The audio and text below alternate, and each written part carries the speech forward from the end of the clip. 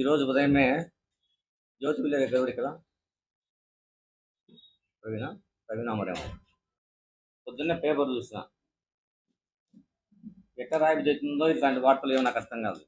Avinash direction అంట, కిషారెడ్డి action అంట. ఎవరు డైరెక్షన్లు చేస్తున్నారో ఎవరు యాక్షన్లు చేస్తున్నారో ప్రజలందరికీ తెలుసు.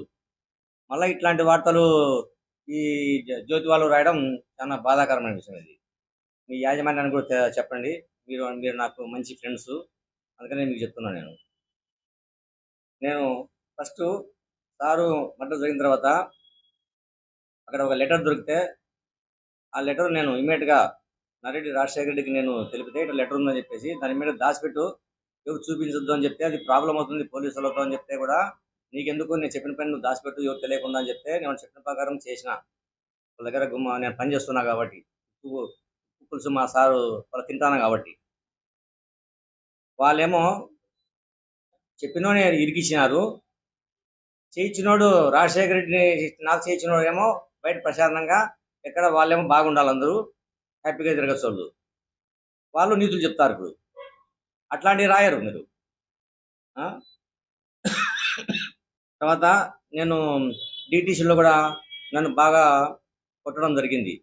ఎందుకు, నరెడ్డి రాజశేఖర రెడ్డి ఈ హత్య చేయించింటాడేమో, నీకు మంచి ఫ్రెండ్ కదా నువ్వు చెప్పు అని. నేనేం చెప్పా, నాకు మంచి ఫ్రెండే కానీ వచ్చేప్పుడు మాట్లాడుతుంటాను, కానీ ఇలాంటి విషయాలు ఎప్పుడు ఈ టాపిక్ వచ్చేటి కాదు అని నేను యాజ్ ఇట్ ఈజ్గా ఉన్నది చెప్పేవాడిని. ఆ మాట చెప్తే వాళ్ళు కొట్టడం స్టార్ట్ చేస్తారు. ఇది అక్కడ నన్ను డిటీసీలో చేసిన పని.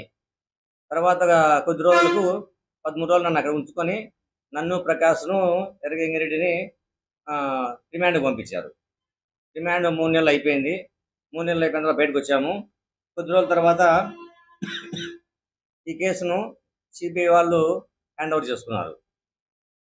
వాళ్ళు విచారణ నిమిత్తము ఏ టైంలో రమ్మన్నా కూడా కడపకు కానీ పులివెందులకు కానీ మా పనులు ఉన్నా కూడా మేము విడిచిపెట్టేసి వాళ్ళకి పోయి సహకరించి వాళ్ళకు మేము అన్ని విషయాలు చెప్పి వచ్చేవాళ్ళము. తర్వాత 3/3/2021 ఢిల్లీ నుంచి అప్పుడు ఇన్వెస్టిగేషన్ ఆఫీసర్ వచ్చేసి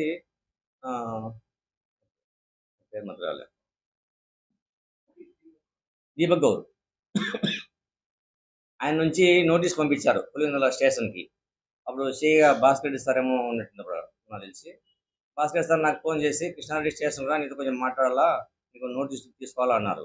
ఇమ్మీడియట్గా వెళ్ళా అక్కడికి. వెళ్తే ఇట్లా నీకు నోటీస్ ఇచ్చారు, ఢిల్లీలో సిజిఓ కాంప్లెక్స్ ఉంది, అది సిబిఐ ఆఫీసు, 3వ తేదీ నువ్వు అక్కడ 10 గంటలకు అటెండ్ కావాలా అని నోటీస్ ఇచ్చారు. సరే నేను తీసుకున్న వెంటనే నేను ఇంటికి పోయి నేను నరెడ్డి రాజశేఖర్కి కాల్ చేసిన, ఇట్లా నోటీస్ ఇచ్చారు, ఇట్లా ఢిల్లీకి పోమంటున్నారు అని. నాకు అంతకుముందు వారం కిందటే నాకు చెప్పేవాడు, నిన్ను హైదరాబాద్కు పిలిపిస్తారేమో, హైదరాబాద్ విచారిస్తారేమో అంటే. ఆల్రెడీ ముందు కథ తెలుసు వాళ్ళకి. తెలియనట్టు నా దగ్గర డ్రామా ఆడించుకుంటున్నారు, వాళ్ళ దగ్గర పెట్టుకున్నాను. సరే అని చెప్పేసి నేను విషయం చెప్పిన తర్వాత సరే వెళ్ళు, ఏమవుతుంది అక్కడ వాళ్ళకి సహకరించు, 4 రోజులు ఎన్నిక వస్తావు కదా, అక్కడ పోయే ఫ్లైట్ ఛార్జీలు, తర్వాత అక్కడ బోర్డింగ్ అండ్ లాడ్జింగ్, నీ ఎక్స్పెండిచర్ అన్ని నేను అరేంజ్ చేస్తాను అని చెప్పారు. ఇది నాకు సిబిఐ వాళ్ళు ఇచ్చిన నోటీస్ ఇది. తర్వాత నాకు ఫ్లైట్ టికెట్ మా కొడుకు, పెద్ద కొడుకు రాజేష్ అనే పిల్లోడు వాళ్ళ ఆఫీస్లో పనిచేసేవాడు రాజశేఖర్ దగ్గరనే. నా ఢిల్లీకి పోవడానికి ఫ్లైట్ టికెట్ కూడా మా రాజేష్ మన అకౌంట్లో డబ్బులు కట్టేసుకొని ఫ్లైట్ టికెట్ బుక్ చేయని ఫ్లైట్ టికెట్ పెట్టించాడు నాకు. తర్వాత ఈ పైన విజిటింగ్ కార్డు ఉంది చూడు, అక్కడ ఎయిర్పోర్ట్కి ఒక పిల్లోని అరేంజ్ చేశాడు నాకు. అక్కడ రిసీవ్ చేసుకొని లాడ్జీ చూపించేసి అక్కడ చూసుకోమని చెప్పని. ఇక్కడ పాండే అని ఒక పిల్లోడు, రాజశేఖర్, నరెడ్డి రాజశేఖర్. తర్వాత నాకు పోయేటప్పుడు 50,000 రూపాయలు నాకు డబ్బు ఖర్చులకు ఇచ్చాడు. అక్కడ అయిన తర్వాత మధ్యలో వినయతలో కూడా జాయిన్ అయ్యింది నా దగ్గరకు వచ్చి, ఎంక్వైరీకి వచ్చి. నాకు డబ్బులు తక్కువ వస్తే మళ్ళీ ఒక 50,000 నాకు అకౌంట్లో కూడా డబ్బులు వేశాడు. ఆన్లైన్ కూడా కొట్టినా చూడండి, ఇది బ్యాంక్ స్టేట్మెంట్. అంటే మంచిగా నేను చేస్తా అన్నట్టుంది, అక్కడ మీరు మీ పని మీరు కాండి అన్నట్టుంది కథంతా. సరే అయిపోయింది. అక్కడ నన్ను బరగొడ్లు బాదినారు, అన్ని చేసినారు, 3rd డిగ్రీ ఉపయోగించినారు. ఆ గోడంతా రాజశేఖర్‌కి చెప్పుకున్నాము, శుభ్రగారికి చెప్పుకున్నాము, సౌభాగ్యమ్మకి చెప్పుకున్నాము. ఎన్ఆర్ఐ నా ఫ్రెండ్ గుంటూరులో నాయుడు ఉంటే ఆయనకు కూడా చెప్పాను నేను. కానీ ఎవరి నుంచి ఎలాంటి స్పందన లేదు. నెల రోజులు బరాయించిన అక్కడ. బరాయించి లాస్ట్ ఎట్టకేలకు 31 మార్చి 31 నెల రోజులు పంపించారు అక్కడి నుంచి నన్ను.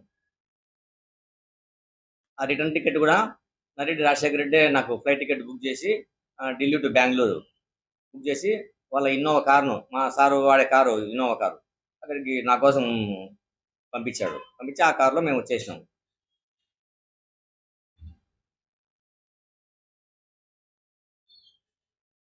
తర్వాత 12/8/21 పులినెల గెస్ట్ హౌస్ సూట్ నెంబర్ 4లో రామ్ సింగ్ సారు అక్కడ విచారించిన మధ్యలో నువ్వు అవినాష్ పేరు, భాస్కర్ రెడ్డి పేరు, శంకర్ పేర్లు చెప్తావా లేదా అని చెప్పి, ఈ ఇందులో ఇన్వాల్వ్ అయినట్టు చెప్పు అని చెప్పి నన్ను పెద్దని చెప్పకపోతే నన్ను కట్టె తీసుకొని కొడితే నేను అరుస్తాను, కేకలేస్తాంటే బయట సురేంద్రనాథ్ రెడ్డి కూడా ఇంటున్నాడు, ఈసీ సురేంద్రనాథ్ రెడ్డి. ఈ పొద్దు దానికి సాక్ష్యాలు లేవు అని చెప్పి పేపర్లో రాస్తారు ఈ జ్యోతివార్లు. ఇంత దారుణమా? చేసేది నిగ్గట్టుగా తెలిసి జీవితంలో ఎల్లకాలం 1000 ఏం బతకరు కదా అందరూ. ఉన్నవాళ్ళు 90 ఏళ్ళు 100 ఏళ్ళు బతుకుతారు. బతికిన వాళ్ళు ప్రశాంతంగా మంచిగా అనిపించుకొని పోవాలా. నిజాన్ని నిర్భయంగా ఒప్పుకోలేదు కనుక ఎవరినో బలి చేయడానికి ఇంకొకరి మంచిని బలి చేస్తారా మీ కచ్చలతో?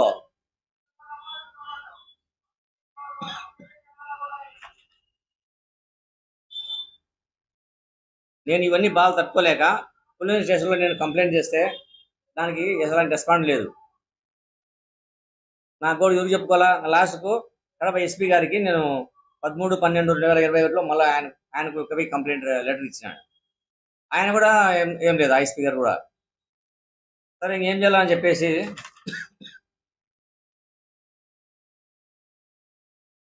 నేను మళ్ళా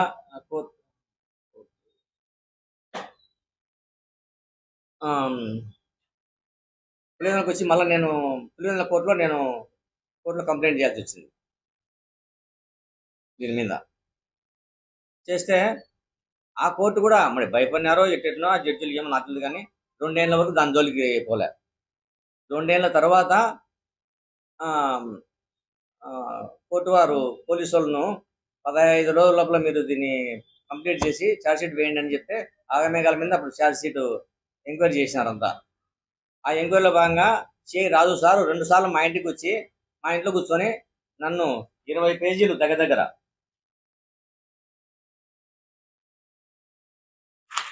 20 పేజీల స్టేట్మెంట్ నాతో తయారు చేయించినాడు. రాసుకున్నాడు ఇదంతా. సరే బాగానే ఉంది. 18/10/2021లో అంటే 17వ తేదీ మా కొడుకును Sunitha Rajasekhar out of places తీసుకెళ్లి సెల్లు ఆఫ్ చేసి మావాని నానా హింసలు పెట్టి ఎట్ట తిరిగి మీ నాయన నువ్వు ఒప్పించు లేదా ఇబ్బంది పడతారు, మీ నాయన అంతా తెలుసు అట్లా ఇట్లని మావాని ఏడిపించడు చేసి తలగాయ నచ్చడు చేసి సాయంత్రం వరకు ఇబ్బంది పెట్టినారు. వాడు సాయంత్రం ఫోన్ చేసి వాడు ఏడుస్తుంటే తట్టుకోలేక నేను ఏం రా ఎందుకు ఏడుస్తున్నావు అంటే, ఇటు నన్ను వాళ్ళు ఏంటంటో మాట్లాడుతున్నారు డాడీ, నా తలకాయ పగిలిపోతుంది, నేను నా వల్ల కావడం లేదు, నేను చచ్చిపోయేటట్టు ఉంది అనిపించే అంత మాట్లాడితే నీకేం భయం ఉందిరా, ఏం మనమే తప్పు చేసినాము చెప్పురా ఏంటంటే, వాళ్ళు నిన్ను రమ్మంటున్నారు, నన్ను చాలా ఏదేదో మాట్లాడినారు, నువ్వు హైదరాబాద్ రావాలంట అన్నారు. అంటే వాళ్ళని నాకు ఫోన్ చేయమని చెప్పాను నేను. చెప్తే వాళ్ళు నీతో మాట్లాడే భయం అంట, అందుకే నన్నే ఫోన్ చేయమన్నారు అని మా వాడు చెప్పాడు. నేను అప్పుడు కడపలో పనిచేస్తాను, నేను ఆర్ట్స్ కాలేజీలో లీవ్ పెట్టుకొని ఇమ్మీడియట్గా నేను వచ్చి అదే రోజు 17th నైట్ నేను వెళ్ళిపోయాను హైదరాబాద్. దిగుతానే నేను ఫ్రెషప్ అయిపోయి మా కొడుకు నేను ఫోన్ చేస్తే నరేడి రాజశేఖర్కి ఫోన్ తీలే. మళ్ళీ ఒక 20 నిమిషాలకు మళ్ళీ ఫోన్ చేస్తే ఇట్లా వచ్చినా నేను చెప్తే నువ్వు పాత ఆఫీస్ కాడికి వద్దు, అంటే రన్నింగ్లో ఉండే ఆఫీసు, అక్కడ సీసీ కెమెరాలు అన్నీ ఉంటాయి కదా, ఎక్కడ బయట పడతాం అనుకొని వాళ్ళ ఆలోచన. అంటే ముందు మనకు తెలియవు ఇన్ని, వాళ్ళు ఆల్రెడీ ప్లానింగ్లో ఉండేటోళ్ళు వాళ్ళ పేరు. మనం ఉన్నట్టు మాట్లాడడానికి మనకేం భయం ఉందని చెప్పేసి మనం అనుకునే వాళ్ళము. అక్కడ కొత్త ఆఫీస్ ఉంది, కొత్త ఆఫీస్ కాడికి రా అన్నారు. కొత్త ఆఫీస్ కాడికి వినాం. మేము పైన 10 నిమిషాలకు వాళ్ళు వచ్చినారు. పైన కూర్చున్నాము, నలుగురం ఇట్లా కూర్చున్నాం, మా కొడుకు నేను వాళ్ళిద్దరు కూర్చొని నువ్వు రామ్ సింగ్ చెప్పినట్టు సహకరించాలా, లేకపోతే నువ్వు ఇబ్బంది పడతావు, మళ్ళీ మేము సేవ్ చేయలేము, ఈరోజే ఢిల్లీలో షార్ట్షీట్ తయారు చేస్తున్నారు, ఇంకా ఈ లాస్ట్ ఇదని చెప్పి అన్నారు. మీరు ఏం లాస్ట్ చేసినా నేను ఉన్నట్టు చెప్తాను, అంతేగాని మీరు లేని చెప్పాలంటే నా వల్ల నేను చెప్పలేనట్లా, నా వల్ల కాదని చెప్పిన. ఏం మాట్లాడుతున్నావు అని చెప్పేసి నా మీద ఫైర్ అయినారు. ఇంత మరీ 2 months ఫైర్ అయింది నా మీద. అయితే నేను కూడా అట్లే మాట్లాడినా, ఏం భయపడాల్సిన అవసరం ఏం లేదమ్మా, మీ దగ్గర ఏం మీ దగ్గర పనిచేస్తానని చెప్పేసి మీరు ఇష్టం మాట్లాడితే ఏం బెండే పరిస్థితి కాదని చెప్తే రాజశేఖర్ వచ్చి నా పక్కకు వచ్చి కూల్ అని నన్ను సర్దుబాటు చేసి భుజం తట్టేసినాడు. ఆ టైంలో సునీత ఏమంటుంది రాజశేఖర్ని, కృష్ణారెడ్డి ఈ కేసులో మనం సహకరించకపోతే నువ్వు జైలు పోతావు రాజశేఖర్ అని అనింది. ఆ రోజు నుంచి నాకు వాళ్ళిద్దరి మీద నాకు అనుమానం, వీళ్ళ పాత్ర ఏదైనా ఉందో సార్ మీద అని చెప్పేసి. లేకపోతే ఎందుకనాలా విషయం ఆ మాట. సరే అది అయిపోయింది, నేను బాయ్ అని చెప్పేసి వచ్చేసాను. నేను 10 నిమిషాలు కూడా లేను వాళ్ళ దగ్గర. నేను వచ్చేసి నేనే సౌభాగ్యం దగ్గర పోయినా. సౌభాగ్యం విషయం చెప్తే ఆయన చెడబడ కూతురు వాళ్ళని తిట్టినట్టు మాట్లాడింది మా ముందరేమో. వాళ్ళకేం పని పాట లేదా, వాళ్ళు వచ్చి 2 రోజులు కాదు పిల్లల్లో, అక్కడే మాట్లాడచ్చు కదా, నీకేం ఇంత దూరం మళ్ళీ నేను పిలిపించుకోవడానికి అవసరం ఉంది అని చెప్పేసి అప్పటికి ఆయన మజ్జిగ ఆయన, నేను మా కొడుకు నువ్వు అసలు సాయంత్రం వరకు ఎందుకు, ఇప్పుడే వెళ్ళిపో, నేను డ్రైవర్ని పెట్టి పంపిస్తున్నా అని చెప్పేసి అప్పుడే కడపకున్నా. ఈ పొద్దు పేపర్లో ఏం రాసినారు, దీనికి సాక్ష్యాలే లేవు, మేము డ్రైవర్ని పెట్టి పంపలేదు, సీసీ ఫుటేజ్లే లేవు, మేము కలిసనే లేదు సునీత రాజశేఖర్ అని. లొకేషన్ దిగండి తెలుస్తుంది మీకు, ధైర్యం ఉంటే కనుక తీసి చెప్పండి. మేము అందరం కలిసామా లేదా, మేము నలుగురం ఒకసారి అని. డ్రైవర్ని పంపించినా లేదా, డ్రైవర్ నెంబర్ నాది, లొకేషన్ పెట్టండి, డేటా తీయండి. ఊరిక పేపర్లో రాయించడం సరిపోతుంది అన్ని.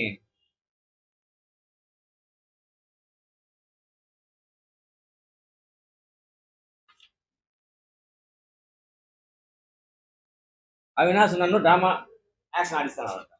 అవినాష్ నేను యావదన్నా మానేట్టు ఎవడన్నా ప్రూఫ్ చూపిండి, నేను తలకాయ ఉంచుకుంటా.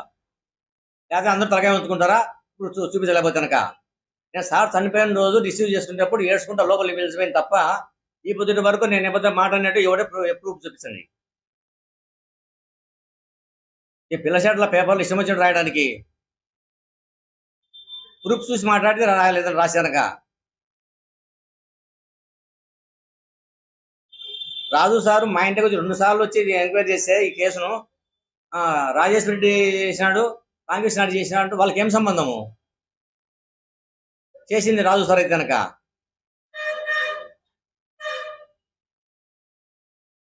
మేము ఈ ప్రైవేట్ కంప్లైంట్ చేసినా చెప్పేసి హైకోర్టుకు పోతుంది సునీత పాస్ చేయాలని. హైకోర్టుకు పోతే వాళ్ళు ఏం చేసినారు, కింది కోర్టు తెలుసుకోకుండా వాళ్ళు రిజెక్ట్ చేసినారు. వాళ్ళు ఏం చేసింది పాప, మళ్ళీ సుప్రీంకోర్టు పోయింది. సుప్రీంకోర్టు పోయింది బాగానే ఉంది. సుప్రీంకోర్టు పోయిన ఆడ ఉన్నట్టే మళ్ళీ ఇప్పుడు ప్రభుత్వం ఉంది కదా అని చెప్పేసి చంద్రబాబు నాయుడుతోనూ హోమ్ మినిస్టర్తోనూ మాట్లాడుకొని, చూడు హోమ్ మినిస్టర్తో మాట్లాడుతున్న ఫోటో ఇది,